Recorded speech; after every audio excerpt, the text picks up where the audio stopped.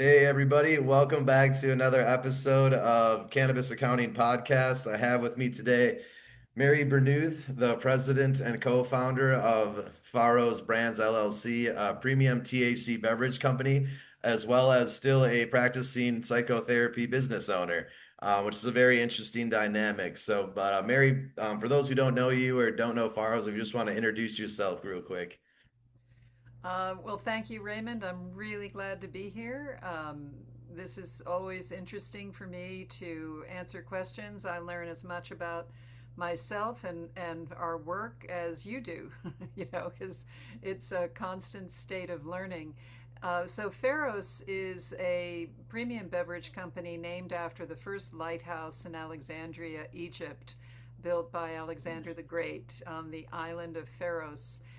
It is it's a symbol for us as being a beacon in the industry and guiding newcomers to cannabis into safe harbor. We've designed our drinks specifically for people our age. I'm 70. My business partner is also 70, Rhino Stinchfield. We founded this together.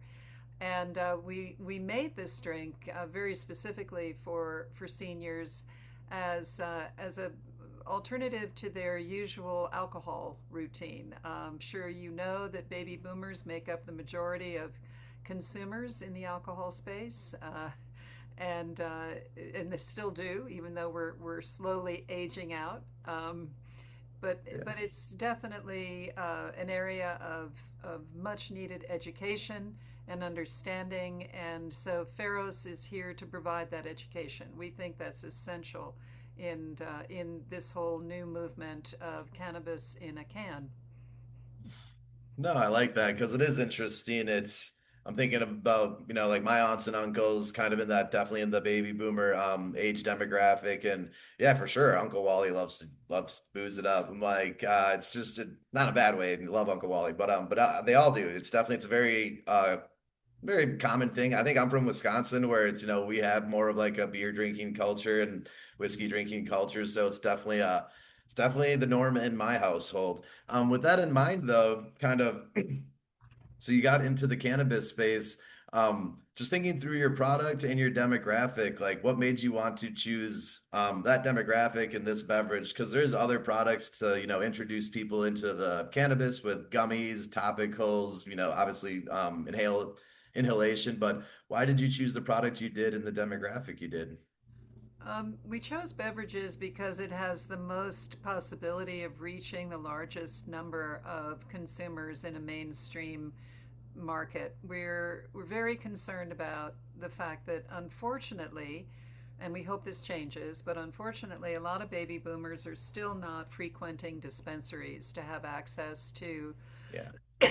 excuse me, to have access to cannabis products that can help them, can enhance their lifestyle, can help them with any number of challenges that occur with the aging process. So we pick beverages very specifically because we believe that it's essential that seniors get to find that beverage in their normally frequented establishments, whether it be on premise or whether it be in a retail store. We're pretty confident that a lot of baby boomers are not going into dispensaries, and many are. I'm not saying that they're not, but the majority are not. And Yeah. we wanted to make it accessible. And also, I have to tell you, I'm honestly committed to destigmatizing the category. I mean, our generation really uh, comes from that. Well, we're the ones who started smoking pot pretty actively in the early 60s and late Dang 50s, hippies. the hippie era.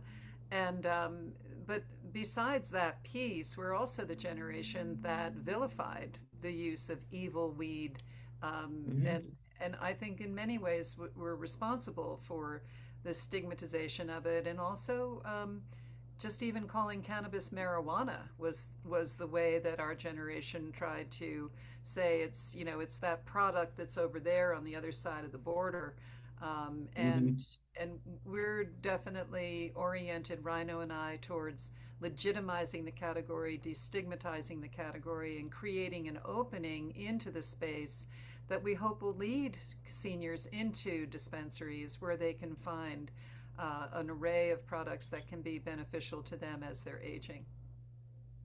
No, that totally, it does make a lot of sense because just so our viewers can kind of understand, it's like we're talking about, hemp products that can be sold, in most stores throughout the United States. Obviously, things are always changing state to state, just versus medical or adult use cannabis, where you'll go into a medical cannabis dispensary or an adult use cannabis dispensary.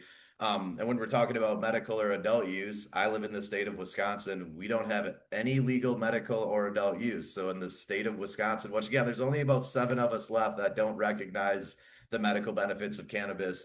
Like hemp products are the norm and they have been for years. Even though like hemp products are like become more common in the last, I would say 1 to 2 years to 3 years, they've been around in Wisconsin for quite some time. And I would argue in many markets. And so obviously they haven't been in Target this whole time. That was a big breaking news. I know my sisters love Target. And so that gave me a chuckle when Target announced it was going to start selling some THC hemp, In hemp Minnesota, derived beverages. they're not selling anywhere else. Just Not nationwide, but they got to start somewhere. It's like a multinational conglomerate. But yeah, so they are, they're in slightly different categories. But to your point, bring it full circle. Like, so my aunts and uncles, like, they are used to hemp products. And I remember the first time my uncle talked to me about it, or he was like, yeah, like, I thought this was BS. But, he's a construction worker. He's like done that for 40 years. And he was like I thought I was gonna have to hang up the hammer here in a little bit, but now I take these, gummies, and he's like, I feel a lot better. It helps with the inflammation, it helps with the joint pain, helps him sleep at night. So he wakes up more restful as opposed to his fourth glass of whiskey. He can just like take a hemp THC infused product. So it's very interesting. And then the dispensary piece, where say you even do live in a state of Colorado where there's dispensaries everywhere, if you're not part of the culture and you're like used to it, like some dispensaries can kind of either be intimidating, or just not your speed. And so it's much easier for people to see them in their common places they go. yeah, and let's speak to this because when you talk about your uncle and his reasons for benefiting from cannabis, none of those reasons were about getting high. And No, and no, no. so I think that that's actually a critical differentiator.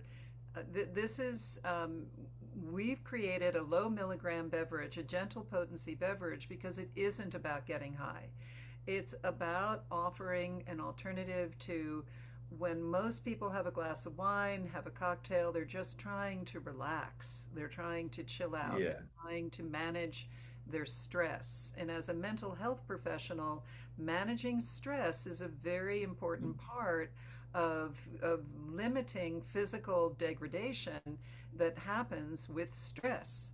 So, it there's no question that cannabinoids as a stress reliever are much easier on the body than alcohol. I mean, Yeah. that is just a given. I'm not a medical professional from the standpoint of a physician. I am a mental health professional, but there's no question that a very gentle potency cannabis beverage offers opportunities for seniors, for anyone, but for seniors in particular, that they can't get from an alcoholic beverage. And that I think is an important piece. We're not against alcohol at all. I mean, this is how our whole generation is fueling the alcohol industry. But we are interested in offering the alternative in terms of their regular ritual. Yeah. We just think that it's a great idea. Like, how about this instead of tonight? It doesn't mean that when you're going out to dinner or whatever, you don't have your glass of wine to complement your meal. But we made our drinks specifically to taste fantastic. They had to taste amazing. They couldn't just be seltzer, 0 calories, zero sugar, etc. They couldn't be a Pellegrino with some, lime flavoring. We had to make sure they tasted really good so that seniors would consider having this instead of the beverage that they think tastes delicious, right, or something they enjoy drinking. So that's what we focused on when we made our drinks. And Okay. they've all won the best awards. We just won the Yeah, so America's you get any Best. flavor awards or taste awards? Yeah, we so our black cherry won at the Wine and Spirits Wholesalers of America. We won the gold medal Hmm. uh, there, and then we just heard that the America's America's Best Hemp Beverage. We just won the double gold for the best RTD um, beverage, in a can, and then we've won double gold for several parts of the country as well, and we've just won the gold medal for another category whose name I can't remember. See what happens when you turn 70. But the point is that we're focused on taste. We think taste is essential. It's got to be Yeah. incredible. Because And it is interesting, right? It's like it's just the social aspect of it. It's like most people like to, drink to not to get drunk, but to de-stress. Like it's the same with partaking in the gentle, low dose type drinks. It's like, well, I don't want to get very, very, high. There's other methods to do that. I just want to de-stress a little bit. And then for sure, yeah, the studies are out there. It's like hangovers are real. It's like no, no, no. People don't believe me that alcohol is bad for you. Like get a hangover. They're definitely worse for you. But I like the way that you kind of positioned the hemp beverages space or that your beverage as more of an NA complement than more like cannabis leaning. It's like yes, of course, it's cannabis, it's hemp, it's in that cannabis category, but you're much more of a people are used to drinking things from a cans in a yeah, social setting. They're yeah, used to drinking something at the end of the evening to unwind. But it doesn't need to be alcoholic. We just are so used to that ritual of like, yeah, this is what you do. It tastes good. It's relaxing. It's like there's other things that taste good and are relaxing. That's like a very unique thing. And so I kind of along those lines, I think of it as more of like consumer education because I remember when I started learning about cannabis beverages, hemp beverages, it's like what is this? Like I'm more used to if I want to do cannabis I would smoke a joint, if I want to consume alcohol I would drink a can. Like why am I mixing the two? But then I started, I used it one time and it was very enjoyable. I'm like, oh, actually, this is, you can have two or three of them over the course of an evening. You can stack them. It kind of builds gradually, more so than just like you smoke a joint and you're really high. You're like, I don't want to talk to too many people right exactly, now, just my exactly friends. right. So Yeah, I I guess can't get how do off you the think couch. through, Yeah, yeah. yeah, yeah. How do you think through the education piece of, yeah, just educating about your product and where does it live? Because even like the distributors, it's like, is this a NA? Is this a new thing? Does it live Those here? are those are excellent points that you're making. I'd like to add on to those before we get into Yeah. that last question. One of the things that I specialize in my counseling practice and why I made the drinks with Rhino is So this is because your why. I work with individuals that struggle with overuse of alcohol, that abuse alcohol. I work with individuals that have struggled with opioid addiction. I work, in that field already. I will just say that one of the big challenges of leading a sober lifestyle as they're slowly coming off of alcohol, or in most cases they have to stop entirely, but Mhm. is the social piece. They miss Yeah. out on spending time with their friends at a bar. They miss out on having the beers around the football game. They miss out on the evening alcohol intake sitting around the dinner table. They start to isolate, and isolation can lead towards more challenging mental health issues. Yeah. And so having a beverage that is sessionable, that is social, that allows individuals to have a can in their hand and notice some very mild effects from drinking and still be engaged with their friends, with their family in a way that helps them feel less isolated, I think that has mental health benefits. And Yeah. I think it's important for individuals to recognize, again, this is not about getting super high or stoned. This is about social engagement. This is not, and Hmm. also for the person in the evening that wants to have a drink in the evening and sleep better, relax, etc. So there's an opportunity for some quiet consumption as well. This isn't just about social activity. But I did want to mention that. I think that it's a really important point that you're making around the sessionable drinking culture that we're all in. In fact, we in Wisconsin, in particular, we launched the very first, not the very first, one of the first kegs of THC beverages. So we're on tap in Nice. Wisconsin, and we're on tap specifically in Wisconsin because of the beer culture and the drinking culture there. For the people who want to have a sober-ish lifestyle, they get to have a beverage at a bar in a pint glass next to their buddy who's drinking a beer and still feel like they're participating in that ritual. So anyway, that's my 2 cents on the No, it's importance of that. important. It's it's like we were in a bubble, I feel like, in the cannabis industry where we just think everybody thinks like us. And it's like, and I'd say that cannabis and hemp all intertwined kind of for me. It's one plant in my mind. And it's like, well, we've been around the plant. We know we like its products, but we're trying to bring more people into it because for sure it's like I come from a big family and I do have like uncles that age out and it's a thing. They're like, oh man, yeah, Uncle Mark can't drink anymore. He's got to switch to rye whiskey. And it's like, that's what instead of just That's drinking right. NA Bush Light all day, it's like, well, you could still get a little bit of a feeling and not feel like you're like having to punish yourself because you're like, oh, now I have to drink NA. It's like Mhm. you can just switch your source material and it is healthier for you. It's like at the end of the day, it's like probably didn't need to drink that much. It's, your liver's got to Uh, detox it. It's a real thing, but we're social creatures, It's like we're not meant to be totally isolated. It's good to have moments of isolation and be okay, but we're yeah. social. But I will say that NA beer used to be terrible in the old days. It's a lot better nowadays. It's Yeah. a lot better nowadays. I love Athletic and a few other brands Yeah. that are just really killing it. But it is individual though, Raymond. I'm going to say that there are some individuals that require total abstinence.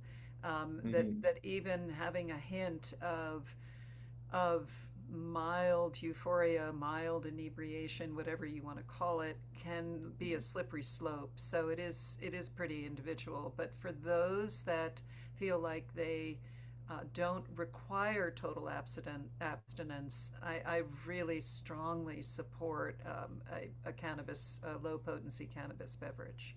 It really makes a difference in their life. Now I've forgotten your question that you asked No, no, we were moving on to the before I went on to the social piece, but yeah.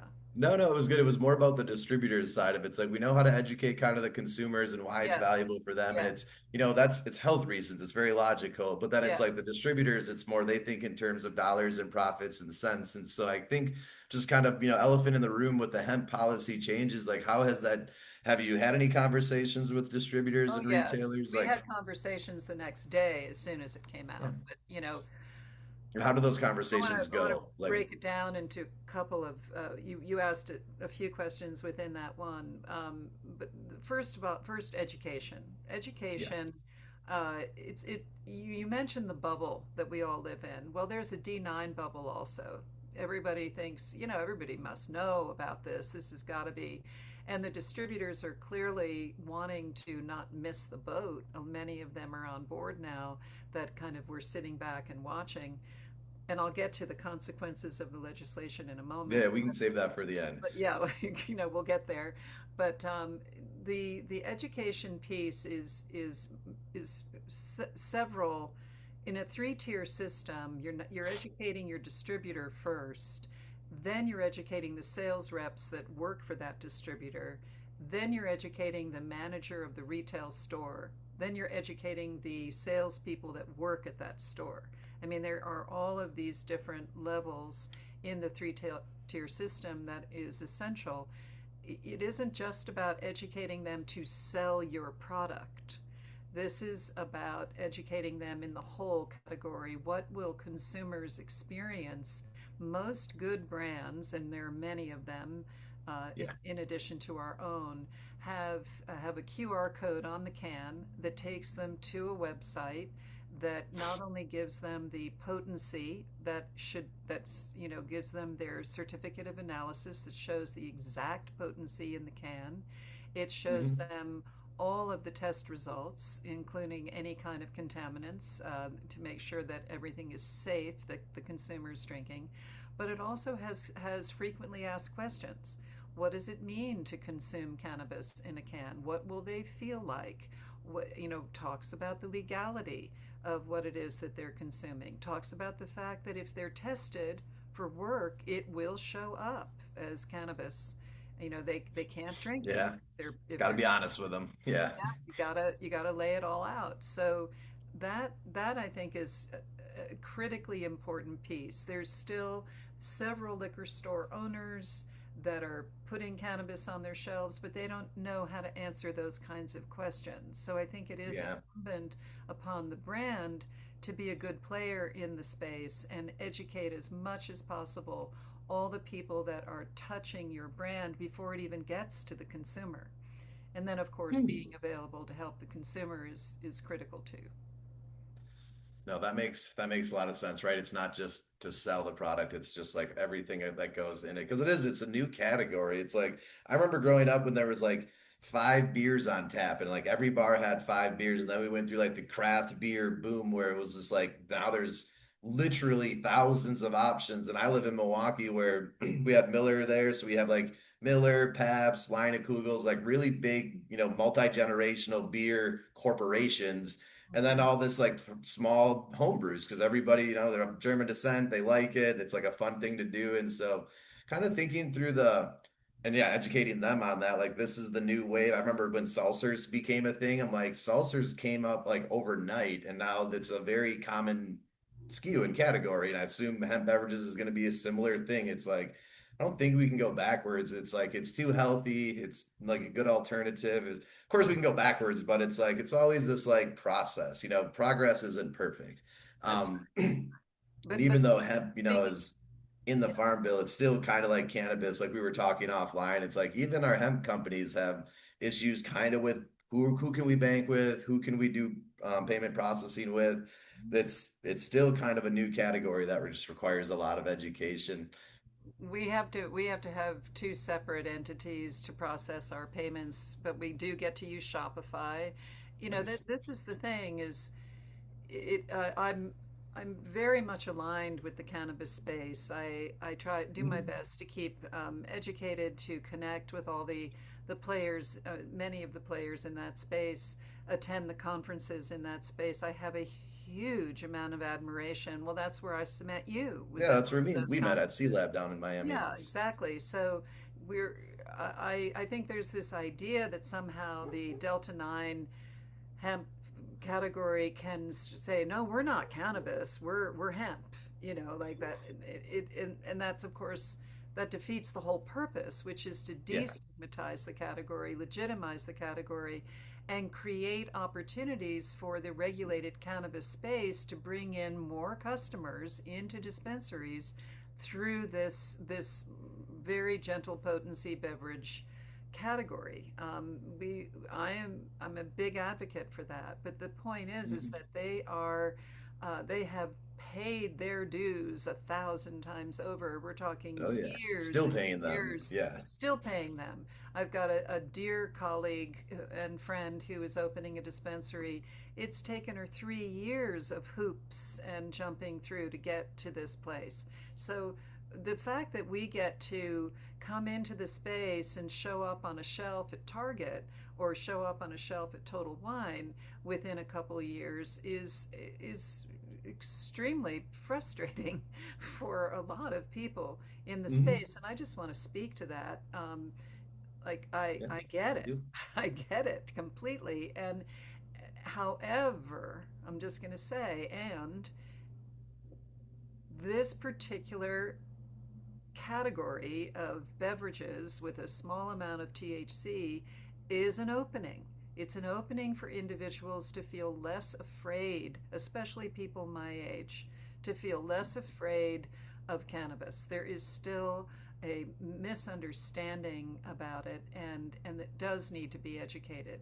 Also, quite honestly, the potency of flower, for whether it be oil for vaping, whether it be flour, whether it be certain gummies at 50 milligrams, is really, really off putting to seniors, Yeah. and even to plenty of young people.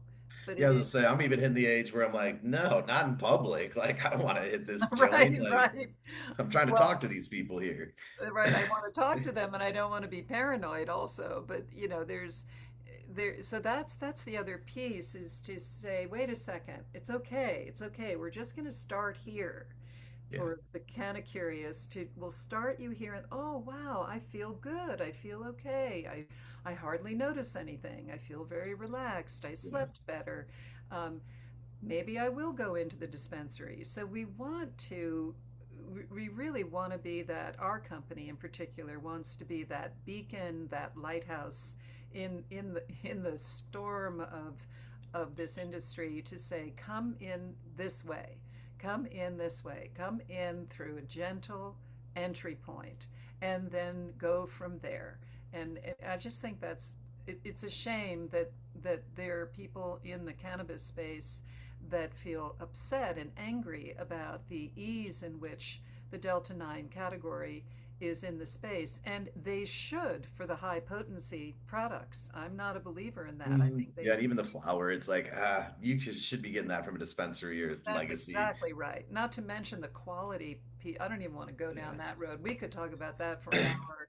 But No, no, but I get yeah, what you're saying though. You are a kind of an entryway in or a beacon for a lot of people because that's the way I see it. I think it's like I get that perspective. I think because I live in Wisconsin where all we have is hemp, and it's like, well, my uncle's not going to have a drug dealer, so it's like he has to go to a normal place that sells hemp beverages, whether it's at a store, at a grocery store, at a bar. And so like for me, I like that they have access to low potency hemp beverages. It's like, well, that's an inroad. And then at some point, Wisconsin will legalize medical and adult use cannabis. And because they've been around, they've seen THC products, they've tried them. Yeah, maybe the cannabis beverage that's not hemp derived is slightly different depending on potency, but they're used to it.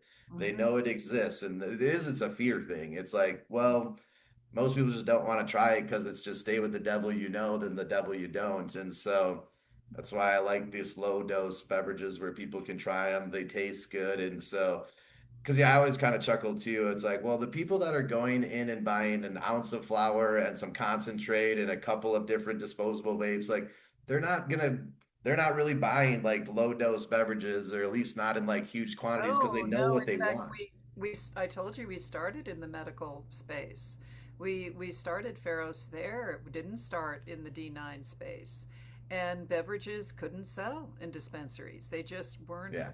weren't selling. The people that were the customers going in there, whether they were dealing with severe medical challenges like cancer, and they really needed high potency products to deal with their discomfort and other challenges, that was an issue. But beverages just didn't sell in dispensaries, and I Yeah. think that has to be acknowledged. It's like the beverages. It does have to be acknowledged because the Yeah. people they won't almost, and it's like, well, even like if it needed to be kept cold, it's like, well, I have a dispensary now, I need a refrigeration unit for my beverages. Like, come Right. on, like it's hard enough to just keep everything moving. And so whereas like a grocery store or a liquor store, like they're all have refrigeration, they're used to that. And so Exactly. yeah, it's it has to be acknowledged because unless you're like behind the scenes with retail stores and products and like what moves and at what product profit margin, it's like we don't sell a ton of beverages at these stores. And I think that's why it makes sense that hemp has started to move more in other outlets. And you're for It's sure not going logical. to sell a 5 milligram. I can just tell you that. I mean, that is not. I mean, we barely sell 5 milligrams in the mainstream. Our company was only 5 milligrams because we're going for the kind of curious, the people that have never Yep. tried it before, and we were absolutely unequivocal. Our distributor said, "You've got to give us 10. We cannot. We're not moving the fives." And we're not moving the fives yet because people that are drinking the beverages are used to having cannabis, and they need the 10 to feel anything. And so Yep. Yep. and they don't want to spend the money, $5 a can. They want 10 milligrams for that. So, that. I mean, that's the high end, of course. But the point is that it's a, it is a viable, safe, excellent way of helping individuals that needs to be regulated, not banned. And so now we can segue to that conversation if you want Yeah, to. yeah, let's talk about that because I always, because people would always throw that around like they're unregulated products. And because I knew from like go being around breweries and microbreweries, it's like, well, if it's a beverage, it's usually co-manufactured at a brewery that has like a ton of policies and things and ways that it needs to operate because it's been brewing consumable liquid for people for 3 decades. So Yes. of course it's like knows how to do this, but like other people would just like disregard that. And so I guess just yeah, do you want to speak a little bit about what type of regulations and like testing does your co-manufacturers do and co-packers?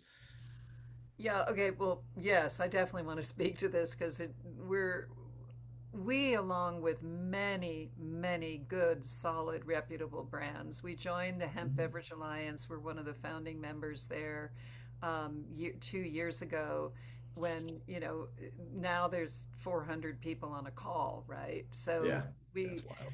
we think it's essential that because we're not regulated, that the brand owners are the ones that take the responsibility to make sure that their beverages are made ideally in a GMP, a good manufacturing practice facility that goes through all of the requirements to make sure it's safe and clean and handles the manufacturing process successfully. But we vetted those co-packers. We made sure that we went with the co-packer that was responsibly manufacturing. And the other thing that we did and made sure of is that we don't use any chemicals in our drinks. We pasteurize all of our drinks to make sure that we don't use preservatives in the drinks. We also are oriented around making sure that all the testing happens both in the batch. So we test the batch, and then of course we do the testing in the can. We make sure the COAs are available to the public on our website, connected to each one of our expiration dates on the can. We make sure there's an expiration date on the can. But I'm not saying anything that a lot of other brands aren't doing. Like Yeah. this is what we consider to be standard practice, best practices in the industry. And I hear people. Of course, we're not regulated, but we want it to thrive. We want everyone to have a positive experience from this. We're not interested in making product that's going to hurt individuals or be a problem for individuals. The industry will die if we don't all do best practices. I think most of us, there are some bad players, there are, and that have also mimicked child packaging for gummies, etc.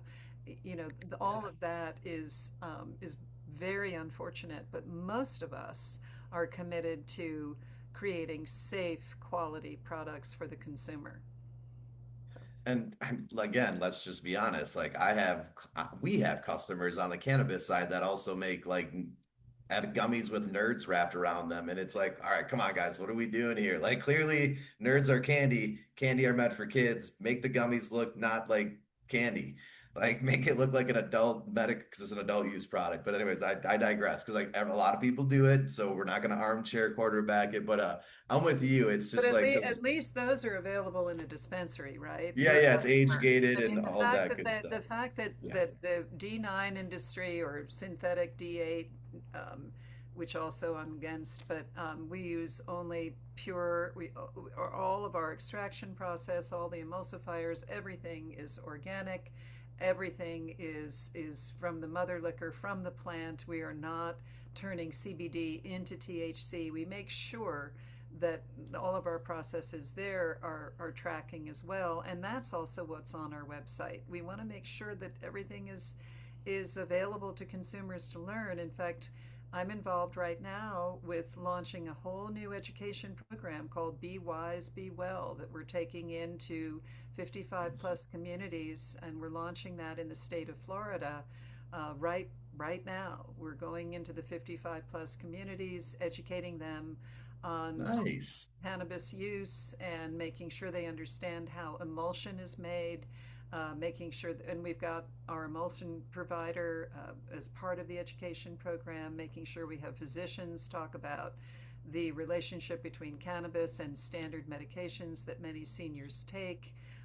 We just think it's essential to keep educating and destigmatizing the category. It's like that is Pharos is passionate about being the beacon in the industry for that effort, towards that effort. That's our mission.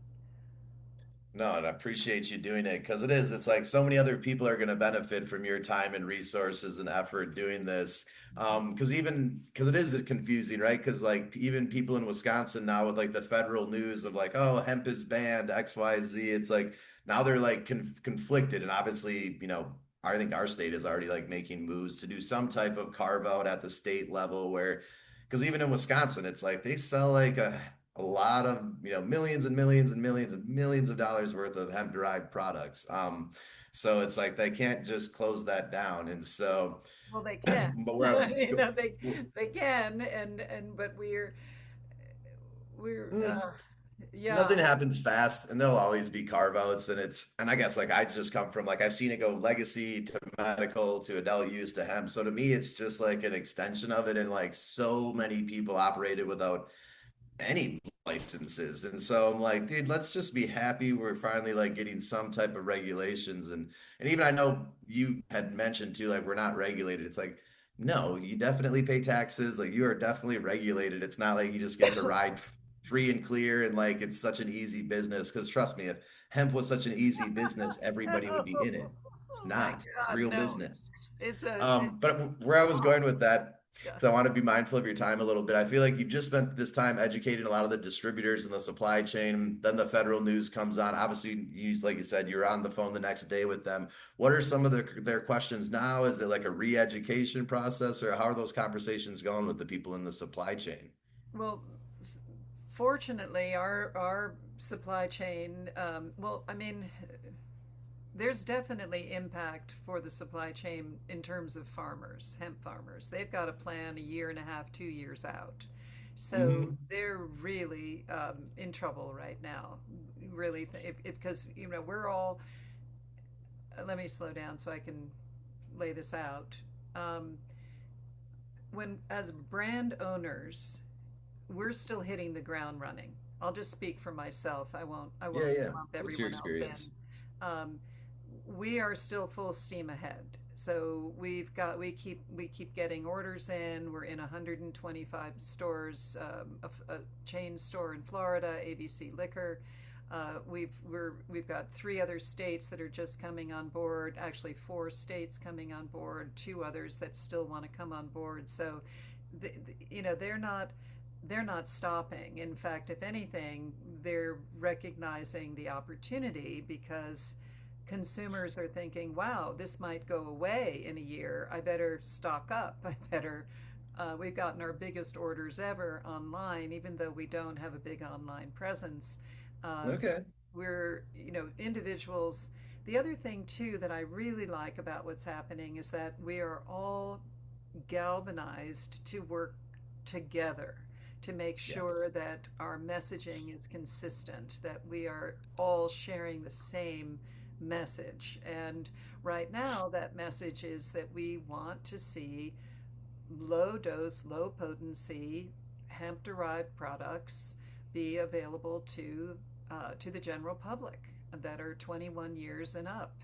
And we also want to align with the alcohol 3-tier system, to make the products available in an age gated, regulated, controlled environment. All of that is very doable in the 3-tier system. And there are definitely some great retail outlets that are just selling NA, and they want to be able to sell hemp derived product. They don't need a liquor license. That kind of leaves those good, solid retailers out. But I'd rather see us mainstreamed and take that chance than to close the door entirely. I think the alcohol system is tried and true, And that's where we think the legislation will fall, to rely on distributors and the three-tier system to help regulate and manage the safety aspects of the industry. Can Um, you explain the three-tier system just for somebody who's like just hearing it for the first time, just in a quick blurb? yeah, so the way that it works right now is that distributors buy from us, and they place their order. We have terms. Some of them are net 10 days, net 20, net 30.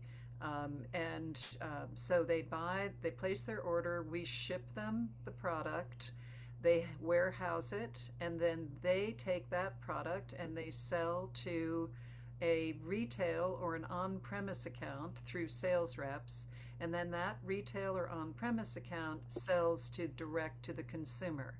So it's considered Okay. three tiers. So from us to the distributor to the retailer or on premise, and then they go to the consumer. So that's what three tiers stands for. I appreciate that. I appreciate that. And like, because I know some people who really they like to be able to sell directly to consumer. And I kind of just remind everybody, trade-offs. We cannot have our cake and eat it too. We're all adults here. And so it's people just want their cake and they want to be able to eat it too. And it's like, well, nothing's perfect, man. Just Well, alcohol does sell direct to the consumer. So I can appreciate why many brands have focused heavily on direct to consumer, and they're making the majority of their money that way. I can see how there's a very significant threat to their livelihood, which but again, if it's sold responsibly, if there is, there should be, there is software that makes sure that when somebody puts in a driver's license, it matches the picture of, there are ways to try to control the online ordering, that it goes to individuals that aren't just taking a credit card out of mom and dad's wallet to buy this stuff. But alcohol is purchased the same way. You can buy alcohol online. You can get hmm. DoorDash to deliver product, and I, I guess I've never done that before. I didn't really know you could. I've done it in Mexico, bought alcohol and had it delivered to my friend's apartment, but never in the States. But that is interesting. And I don't know. I'm just a realist. It's like if your kid's gonna steal your credit card, they're gonna steal your credit card. I'd rather have them steal it and buy a cannabis product than steal it and buy a bottle of booze and crash their vehicle. That's again, obviously, we hope everybody just follows the rules, but like as a career rule breaker, since I could break rules, I never follow the rules. again, And again, so Raymond, kids are gonna do what kids are gonna do. if there's regulation on dosage, if there's regulation on dosage, you can still send a 5 milligram, 10 milligram products through the mail that even if children, they shouldn't, and I don't advocate for this, but if Yeah, I know. these, I'll probably edit that part out. yeah, edit that part out. But the point is that Yeah, for purposes of editing this out, the online industry is still supporting alcohol, and the yeah, online industry can responsibly sell a Delta 9 THC infused beverage, providing that it's low potency. That is safe to do, and that can happen alongside alcohol. I think that's some of the issue. Like, why are we restricting a low potency cannabis beverage next to a bottle of booze? Like, how yeah. come? That's Or even that's wine. Yeah, it's yeah. Because Or I buy wine yes, online actually. I have a or reoccurring wine. order with Naked Wines. Wine, exactly. So that, and a lot of people buy wine online, and so that's, I think, Hmm. the argument is that, Yeah, yeah, I mean, sure, you don't want your kid to steal your credit card and buy a 50 milligram can, but if you have a restriction on the amount of potency, it's safe. It's doable. So I very much. I know that yeah, it's all I can say is that this new band that's happening has all of us focused, galvanized, working together to keep educating, and lifting the stigma associated with cannabis. That is the goal, so that we can get fair regulation that doesn't engage with prohibition. Prohibition doesn't work, period. Yeah. And No, if and I think yeah, just to be bipartisan. Like I'm right there with you too. Like trust me, like I've seen the dollar amounts we've spent on facility build outs and how much time it takes to go from license, secure the real estate, secure the capital, build out the facility, have a grand openings. We've done this so many times over the years. Right. But I don't want to fight against this like new category because at Dope CFO, obviously the majority of our clients are, medical cannabis companies or adult use cannabis companies. Just because like when we got started, that was the thing, but like in Wisconsin, like some of my first clients were CBD product clients. And it was back in 2018, 2019, 2020, and it was hemp was predominantly CBD products. Mhm. And so like I never really got into like I always just thought of it as one. And it's like, all right, cool, we're gonna do hemp first, and then we can legalize medical and adult use. So like I've always seen it as a stepping stone. But no, I'm glad that kind of like you said, it's like we see both sides of it, but we're all business owners trying to drive this one industry together. And however we can destigmatize it, it's like, of course, medical is a great way to destigmatize it. And that's traditionally how we've opened up markets. But now we could use hemp to destigmatize, to then get to medical, to then get to adult use. And so I think we've kind of seen that in Minnesota and other places. And so, no, Yeah. I'm right there with you. Kind of thinking towards the future, obviously, a lot of it is, still unknown. You got to like plan a little bit, but I guess for 2026, what has you concerned going into the new year, but more importantly, like what has you excited going into the new year to kind of wrap this up on a high note? Uh, well, what has us excited is that we keep getting orders Hey, from that's something to be excited distributors. about. Yeah, Yeah. we're getting orders. We've got a wonderful team of people that work for us now. We've grown so it's not just myself, two old fogies, two OGs running the whole thing.